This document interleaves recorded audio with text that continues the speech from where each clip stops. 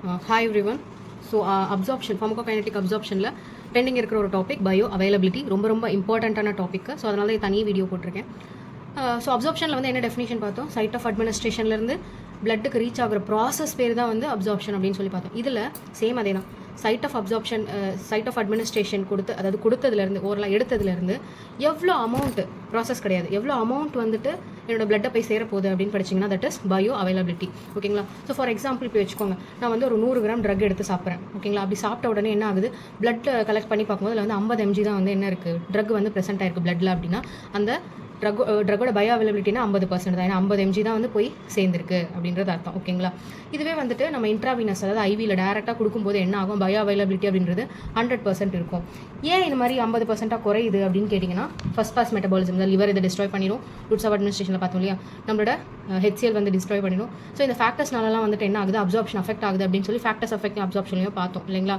So இதனால எல்லாம் என்ன ஆகுது, பயோ அவைலபிலிட்டி கம்மியாகுது, அதாவது பிளட்டுக்கு போய் சேர வேண்டிய ட்ரக்கோட அமௌண்ட்டு கம்மியாகுது அப்படின்றது அர்த்தம். ஓகே, இதோட ஃபேக்டர்ஸ். ஸோ ஃபஸ்ட் ஃபேக்டர் என்ன சொல்கிறாங்க, absorption factor. So absorption topic படிக்கும்போது நம்ம வந்து சில ஃபேக்டர்ஸ் பார்த்தோம் இல்லையா, எல்லாமே வந்து இதில் அப்ளிகபிள். ஸோ பயோ அவைலபிலிட்டியை தடுக்க போகிறது அப்சார்ப்ஷன் ஃபேக்டர்ஸ் எல்லாமே. அப்படி நீங்கள் அதுவும் வந்து தனியாக படிச்சுக்கலாம். தென் அது மட்டும் இல்லாமல் ரொம்ப இம்பார்ட்டண்ட்டான ஒரு topic. So factors affecting bio availability ஒரு இம்பார்ட்டன்ட் 5 மார்க்கு. அதில் ஃபஸ்ட் பாஸ் மெட்டபாலிசம் ஒரு இம்பார்ட்டன்ட் 3 மார்க் இல்லை 1 மார்க்கில் கூட கேட்கலாம். சரிங்களா? ஸோ என்ன ஃபஸ்ட் பாஸ் மெட்டபாலிசம், நம்ம ஆல்ரெடி பார்த்த மாதிரி ட்ரக் வந்து என்ன ஆகுது, அப்சார்ப் ஆகிறதுக்கு முன்னாடியே வந்துட்டு லிவரில் போய் இன்ஆக்டிவாக மாறிடுது. அதுதான் வந்து first pass metabolism. So metabolism அப்படின்னா என்னென்னு பார்த்தோம், ட்ரக் வந்து இன்ஆக்டிவாக மாறிடுறது அப்படின்னு பார்த்தோம். ஸோ ஃபஸ்ட் பாஸ் மெட்டபாலிசம் அப்படின்னா அப்சார்ப்ஷன் நடக்கிறதுக்கு முன்னாடியே போய் லிவரில் அது இன்ஆக்டிவ் ஆயிடுச்சு அப்படின்னா that is first pass metabolism. ஓகேங்களா? இப்போது இதையே வந்து ஒரு ப்ராசஸாக எழுதியிருக்கேன். ஒரு ட்ரக் எடுத்துக்கிறேன், அந்த ட்ரக் வந்துட்டு மற்ற ஆர்கன்ஸை போய் ரீச் ஆகிறதுக்கு முன்னாடி லிவர் கிட்ட போயிடுது. ஸோ ஒரு போர்ஷன் வந்து என்ன ஆகுது, மெட்டபலைஸ் ஆகிடுது. ஸோ மெட்டபலைஸ் அப்படின்றது என்ன, இன்ஆக்டிவாக மாறிடுது. அப்படி மாறினதுனால என்ன ஆகுது, அது எக்ஸ்க்ரீட் ஆகி வெளியே போயிடுது. அப்படி எக்ஸ்க்ரீட் ஆகி வெளியே போயிடுச்சுன்னா போய் ஆக்ட் ஆக போகிற ட்ரக், அதாவது என்ன தலைவலிக்காக எடுத்திருக்கேன் அப்படின்னா அந்த தலைவலி எஃபெக்டை கொடுக்க போகிறது வெறும் கொஞ்சம் அமௌண்ட் ஆஃப் த ட்ரக் தான். பிகாஸ் கொஞ்சம் தான் வந்து பிளட் சர்க்குலேஷனை போய் ரீச் ஆக போகுது. ஸோ இதுதான் வந்துட்டு என்னது, ஃபஸ்ட் பாஸ் மெட்டபாலிசம். இது ஒரு டயக்ராமேட்டிக்காகவும் கொடுத்துருக்கேன். ஓகே, ஒரு ட்ரக் எடுக்கிறேன். ஸோ அது ஸ்டொமக்கு ரீச் ஆகுது, இன்டெஸ்டைனுக்கும் போகுது.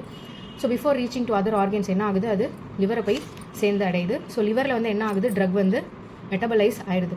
ஸோ இந்த மெட்டபாலிசம்லேருந்து தப்பிச்ச ட்ரக்ஸ், அதாவது மெட்டபாலைஸ் இன்ஆக்டிவாக மாறாமல் இருக்கு இல்லையா, ஸோ அது எல்லாமே எங்கே போயிடும், சிஸ்டமிக் சர்க்குலேஷனுக்கு போயிடும். அப்படி மெட்டபாலைட் மாறின ட்ரக், அதாவது இன்ஆக்டிவாக மாறின ட்ரக் என்ன ஆகும், எக்ஸ்க்ரீட் ஆகி வெளியே போயிடும். ஓகேங்களா? ஸோ இந்த டாட் லைனில் அது வந்து ட்ரக், ஓரல் ட்ரக் தான் வந்து டாட்டாக மென்ஷன் பண்ணியிருக்கேன்.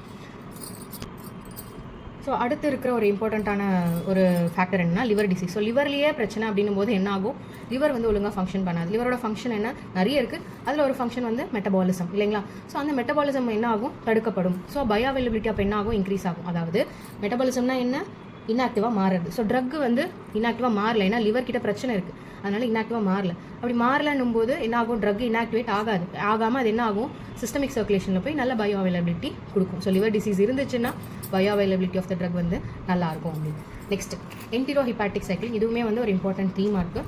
ஸோ அதனால் என்டிரோ ஹிபாட்டிக் அப்படின்னா, என்டிரோ அப்படின்றதுக்கு GIT அப்படின்னு அர்த்தம். ஓகேங்களா? இங்கே வந்து இன்டெஸ்டைன், தென் ஹிபாட்டிக் அப்படின்னா லிவர் அப்படின்னு சொல்லிட்டு அர்த்தம். ஸோ இந்த டயக்ராம் எடுத்துக்கலாம் பாருங்கள். ட்ரக் வந்துட்டு லிவரை வந்து சேருது. சரிங்களா?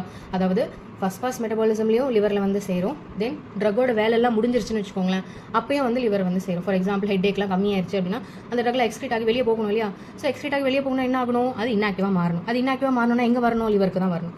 ஸோ அப்படியும் ட்ரக்ஸ் இங்கே வரலாம், இல்லை ஃபஸ்ட் பாஸ் மெட்டபாலிசம் ட்ரக்ஸும் வந்து இங்கே வரலாம். ஓகே, ஸோ இந்த ட்ரக் வந்து இப்போ என்ன ஆச்சு, இன்ஆக்டிவேட் ஆயாச்சு. இன்ஆக்டிவேட் ஆன பிறகு அது என்ன ஆகும், இன்டெஸ்டைனுக்கு மூவ் ஆகும். பிகாஸ் அதுலேருந்து தான் என்ன ஆகும், நம்மளுக்கு ஃபீசஸ் வழியாக எக்ஸ்க்ரீட் ஆகும் இல்லையா? ஸோ அப்படி வரும்போது it is getting mixed with bile. So இது வந்து என்னென்னா கால் பிளாடர்னு வச்சுக்கோங்க, பித்தப்பை அப்படின்னு சொல்லுவாங்க. So it has to get, பித்தப்பையில் என்ன இருக்கும், பைல் அப்படின்ற ஒரு என்சைம் இருக்கும். ஸோ இந்த பைல் வந்து என்ன பண்ணும், இந்த ட்ரக்ஸோட மிக்ஸ் ஆகும். அப்படி மிக்ஸ் ஆன ட்ரக்ஸு இன்டெஸ்டைனுக்கு மூவ் ஆகுது. மூவ் ஆகி எக்ஸ்க்ரீஷனுக்கு ரெடி ஆகிட்டு அந்த டைமில் நடுவில் ஒரு வெயின், ஹிபாட்டிக் வெயின், அதாவது லிவருக்கு போகிற வெயின். ஹிபாட்டிக்னா லிவர் இல்லைங்களா? ஸோ லிவருக்கு போகிற வெயின் என்ன பண்ணுது, இந்த ட்ரக்ஸை திரும்பவும் கொண்டு போய் லிவர் கிட்ட சேர்க்குது. ஸோ அப்படி சேர்த்து என்ன பண்ணுது, ஒருவேளை இங்கே எஸ்கேப் ஆன ட்ரக்ஸ் எல்லாமே இன்ஆக்டிவ் ஆகாமல் இருந்துச்சு அப்படின்னு வச்சுக்கோங்க, ஆக்டிவாகவே இருக்குன்னு வச்சுக்கோங்க, என்ன ஆகும், லிவர்லேருந்து திரும்ப எஸ்கேப் ஆகி சிஸ்டமிக் சர்க்குலேஷனுக்குள்ளே போயிட்டு அது அதோட ஆக்ஷனை பெர்ஃபார்ம் பண்ணலாம். இல்லை அது இன்ஆக்டிவ் ட்ரக்னா அகைன் வேஸ்ட், இதில் வந்து இது சுற்றிக்கிட்டே இருக்கும். ஓகேங்களா? ஸோ இதுதான் வந்து இதோட அட்வான்டேஜ். இப்போ வந்து டியோடினம்லேருந்து அது எக்ஸ்க்ரீட் ஆகி வெளியே போகிறதுக்கு முன்னாடி suddenly getting absorbed into the hepatic vein. அப்படி ஹிப்பாட்டிக் வெயினில் போகிறது வந்து ஒருவேளை ஆக்டிவாக இருந்துச்சு அப்படின்னா என்ன ஆகும், லிவர் கிட்டேருந்து எஸ்கேப் ஆகி சிஸ்டமிக் சர்க்குலேஷனுக்கு உள்ளே போய் திரும்ப அதோட ஆக்ஷனை வந்து பெர்ஃபார்ம் பண்ணும். இது லிவர்லேருந்து இன்டெஸ்டைன்லேருந்து லிவர். ஸோ இது ரெண்டுத்துக்கு நடுவில் வந்து இந்த ட்ரக் சுற்றிக்கிட்டே இருக்கிறதுனால இதுக்கு என்னன்னு பேர் என்டிரோ ஹிப்பாட்டிக் சைக்ளிங் அப்படின்னு சொல்லிட்டு பேர். ஓகேங்களா. ஸோ இன்னொரு வார்த்தை இம்பார்ட்டண்ட்டாக தெரிஞ்சுக்கணும் என்ன அப்படின்னா, இந்த என்டிரோ ஹிப்பாட்டிக் சைக்ளிங் என்ன பண்ணும், இன்க்ரீசஸ் தி பயோ அவைலபிலிட்டி. அதாவது நான் சொன்னேன் இல்லையா, இங்கே வந்துட்டு ட்ரக் எஸ்கேப் ஆயிடுச்சுன்னா என்ன ஆகும், ஆக்டிவாக இருந்துச்சுன்னா என்ன ஆகும், திரும்ப அதுக்கு போய் ஒரு சான்ஸ் கிடைக்குது போய் அதோட ஆக்ஷனை பெர்ஃபார்ம் பண்ணுறதுக்காக. ஸோ அதனால் பயோ அவைலபிலிட்டி அப்படின்றது இதில் இது நடந்துச்சு அப்படின்னா இன்க்ரீஸ் ஆகும் அப்படின்னு சொல்லியிருக்காங்க. ஓகே. ஸோ இது ஒரு ப்ராசஸாகவும் தனியாக ஒரு சைக்கிள் மாதிரியும் கொடுத்துருக்கேன். ட்ரக் எடுத்துக்கிறேன், எப்பயும் போல் ஜிஐடிக்கு போகுது, ஜிஐடியிலேருந்து மற்ற ஆர்கன்ஸ் போயிட்டு அதோட வேலைலாம் முடிச்ச பிறகு லிவருக்கு வருது, இன்ஆக்டிவ் ஆகுது. சில ட்ரக் ஆக்டிவாகவும் இருக்கலாம். ஸோ இந்த ட்ரக் வந்துட்டு பைலோட எக்ஸ்க்ரீட் ஆகிறதுக்காக இன்டெஸ்டைனுக்கு போகுது. பட் சடனாக வந்து ஆக்டிவாக இருக்கிற ட்ரக்ஸ்க்கு ஒரு சான்ஸ் கிடைக்குது, என்ன திரும்ப இன்டெஸ்டைன்லேருந்து லிவருக்கு போகிறது. So intestine to liver, liver to intestine, இப்படி சுற்றிட்டே இருக்கிறதா வந்து என்டிரோ ஹிப்பாட்டிக் சர்க்குலேஷன். ஸோ அப்படி சுற்றுறதுனால என்ன யூஸ் அப்படின்னு கேட்டாங்கன்னா, ஸோ இங்கேருந்து இங்கே போகிற லிவருக்கு போகிற ட்ரக்ஸுக்கு வந்து ஒரு chance, one more chance, like நீங்கள் போய் ஒரு ஆக்ஷனை பெர்ஃபார்ம் பண்ணிட்டு வாங்க அப்படின்னு சொல்லிட்டு. ஸோ திஸ் இஸ் என்டிரோ ஹிப்பாட்டிக் சைக்ளிங், ரொம்ப ரொம்ப இம்பார்ட்டண்ட்.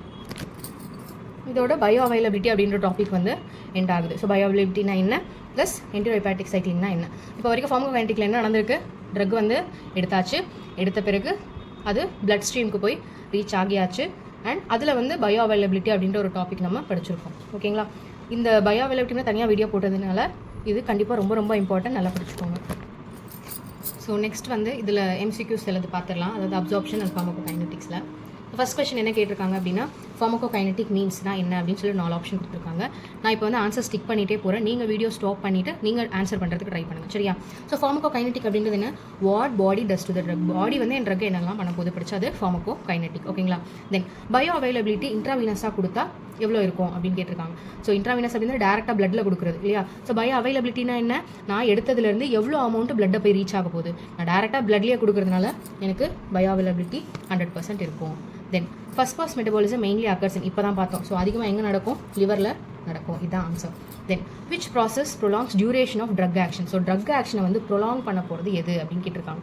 இப்போ தான் ஜஸ்ட் நோ பார்த்தோம், என்டிரோ ஹிப்பாட்டிக் சைக்ளிங். இதை சுற்றி வர லிவர் இன்டெஸ்டைன் அப்படின்னு ட்ரக் சுற்றி வரதுனால இதுக்கு பயோ அவைலபிலிட்டி அதிகம். அது பயோ அவைலபிலிட்டி அதிகமாக இருந்துச்சுன்னா டியூரேஷன் ஆஃப் ஆக்ஷனும் அதிகம். தென் which factor do not affect bio availability, bio availability சம்மந்தம் இல்லாத ஒரு ஃபேக்டர் என்ன, ரூட் ஆஃப் அட்மினிஸ்ட்ரேஷன் கண்டிப்பாக கிடையாது, ஃபர்ஸ்ட் பாஸ் மெட்டபாலிசமாக கண்டிப்பாக கிடையாது, ட்ரக் ஃபார்முலேஷனும் கிடையாது, ட்ரக் கலர். ஸோ ட்ரக் கலருக்கும் பயோ அவைலபிலிட்டிக்கும் சம்மந்தமே இல்லை. ஸோ இதுதான் வந்துட்டு answer. Okay. So that's all about pharmacokinetic absorption. Next வந்துட்டு நம்ம டிஸ்ட்ரிபியூஷன் பார்க்கலாம். தேங்க்யூ.